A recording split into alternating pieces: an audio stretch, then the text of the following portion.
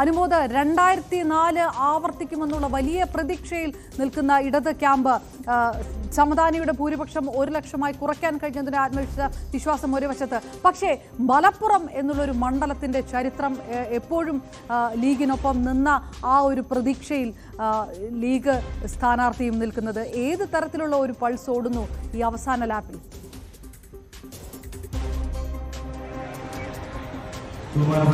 അപർണ, സജിത്ത്, നമുക്കറിയാം മലപ്പുറത്ത് അട്ടിമറിക്കുള്ള സാധ്യതകൾ വളരെ കുറവാണ് എന്നതൊരു യാഥാർത്ഥ്യമാണ്.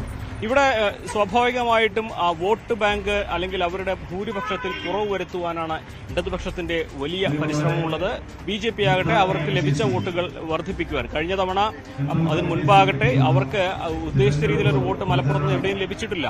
അതുകൊണ്ട് തന്നെ ആ ഒരു 1 ലക്ഷം എന്ന വലിയ ഒരു സംഖ്യയിലേക്ക് വോട്ട് എത്തിക്കുക എന്ന ലക്ഷ്യമാണ് BJPക്ക് മുമ്പിലുള്ളതെങ്കിൽ കഴിഞ്ഞ തവണ സാനു നേടിയ വലിയ ഒരു പോരാട്ടത്തിന്റെ ഫലമായിട്ടാണ് സാനുവിന് അത്രയും 4 ലക്ഷത്തിന് മുകളിൽ വോട്ട് ലഭിച്ചത്. അതിന് മുകളിലേക്ക് ഒരു വോട്ട് വർദ്ധിപ്പിക്കുക അല്ലെങ്കിൽ അതിന് മുകളിലേക്ക് ഒരു മികച്ച വോട്ട് ഷെയർ ഉണ്ടാക്കുക എന്ന ലക്ഷ്യം തന്നെയാണ് ഈ വസീഫിന് മുമ്പിലുള്ളത്. വസീഫിന് അനുകൂലമായിട്ട് ചില ഘടകങ്ങളുണ്ട് എന്നുള്ളത് വസ്തുതയാണ്. ഒന്ന്, ET മുഹമ്മദ് ബഷീറിന്റെ കടന്നുവരവിൽ യൂത്ത് ലീഗിൽ, അതായത് യുവാക്കൾക്ക് പരിഗണന ലഭിച്ചില്ല എന്നൊരു പരിഭവം മുസ്ലിം ലീഗിന് ഉള്ളിലുണ്ട്. താഴെ തട്ടിൽ അതൊരു വികാരമായിട്ടുണ്ട്.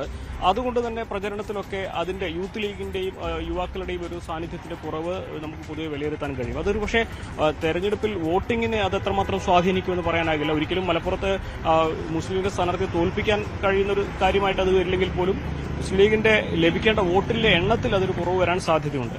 രണ്ടാമതായിട്ട് നേരത്തെ നമ്മൾ പൊന്നാനിയിൽ കണക്കാക്കിയതുപോലെ സമസ്തയുടെ ഭാഗത്തും സമസ്തയും ലീഗും തമ്മിലുള്ള ആ വലിയൊരു തർക്കം അതിപ്പോഴും പരിഹരിക്കാൻ കഴിയാത്ത രീതിയിൽ നിലനിൽക്കുന്ന ഒരു സാഹചര്യമുണ്ട്. അതുകൊണ്ട് തന്നെ സമസ്തയുടെ ഭാഗത്തും പൂർണ്ണമായിട്ടും വോട്ട് ഷെയർ ലീഗിന് അനുകൂലമായിട്ട് ലഭിക്കുമോ എന്ന് പറയാനാകില്ല.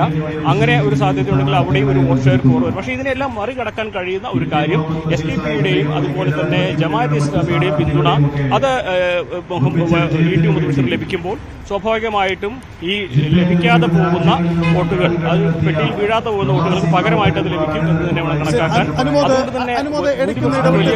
അതായത് ഒരിക്കലും മലപ്പുറത്ത് ഒരുപക്ഷെ ഒരു വിജയം CPM മുന്നിൽ കാണുന്നുണ്ടാവില്ല. പക്ഷേ ഭൂരിപക്ഷത്തിൽ കുറവ് വരുത്തുന്നത് പോലും മുസ്ലിം മേഖലകളിൽ, ന്യൂനപക്ഷ മേഖലകളിൽ തങ്ങൾക്ക് ലഭിക്കുന്ന ആധിപത്യമായി അവകാശപ്പെടാൻ ഒരു പക്ഷേ CPMന് കഴിഞ്ഞേക്കാം. ഒരുപക്ഷെ അതിന്റെ ഫലം അവർ മുന്നിൽ കാണുന്നത് വരുന്ന നിയമസഭാ തെരഞ്ഞെടുപ്പായിരിക്കും. അങ്ങനെയെങ്കിൽ ഭൂരിപക്ഷം വർദ്ധിപ്പിക്കേണ്ട ബാധ്യത UDFനുണ്ട്, ലീഗിനുണ്ട്.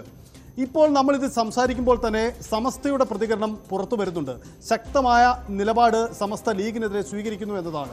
അതായത് 5 ദിവസം ശേഷിക്കെ സമസ്തയെ പോലെയുള്ള ഒരു പണ്ഡിത സഭ ഇത്തരമൊരു ശക്തമായ നിലപാടെടുത്താൽ മലപ്പുറത്തത് പ്രതിഫലിക്കുക തന്നെ ഇല്ലേ? അതിനെ മറികടക്കാൻ ലീഗിന് മുന്നിൽ എന്താണ് ആയുധമുള്ളത്? ലീഗിന്റെ തന്ത്രം എന്തായിരിക്കും?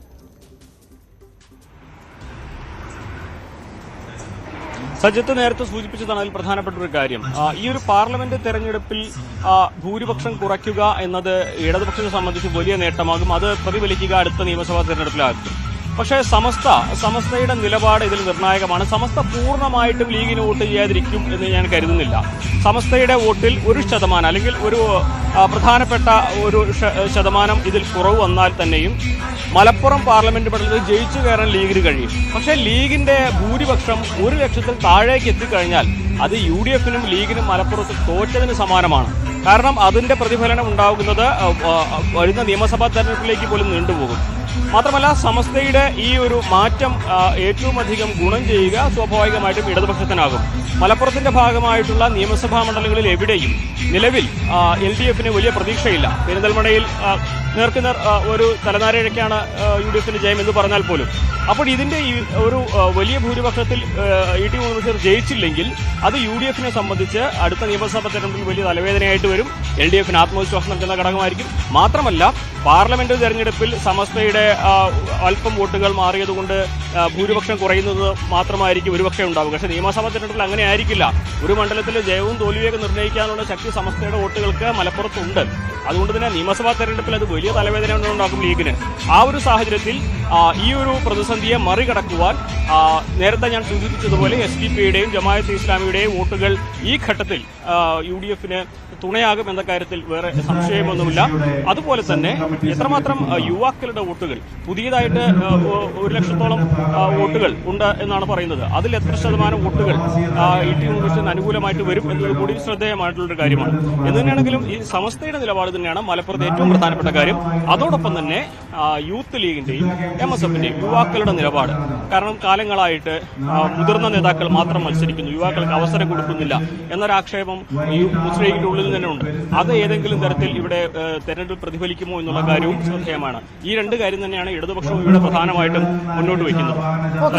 ഏതായാലും BJPയുടെ വോട്ട് ഏത് തരത്തിലാണ് പ്രതീക്ഷകൾ എന്ന് കൂടി ഉറ്റുനോക്കണം. 82,000 വോട്ടാണ് 2019 നേടിയത് BJPയുടെ. ആ മണ്ഡലത്തിലെ തന്നെ ഏറ്റവും വലിയ നില. പക്ഷേ 2021 ഇപ്പോൾ വീണ്ടും ആ വോട്ട് കുറയുന്ന ഒരു സ്ഥിതി കൂടി ഉണ്ടായി. അതിലേക്ക് കൂടി വരാം, അനുമോദിലേക്ക് വരാം. ഒരു ഇടവേളയ്ക്ക് ശേഷം.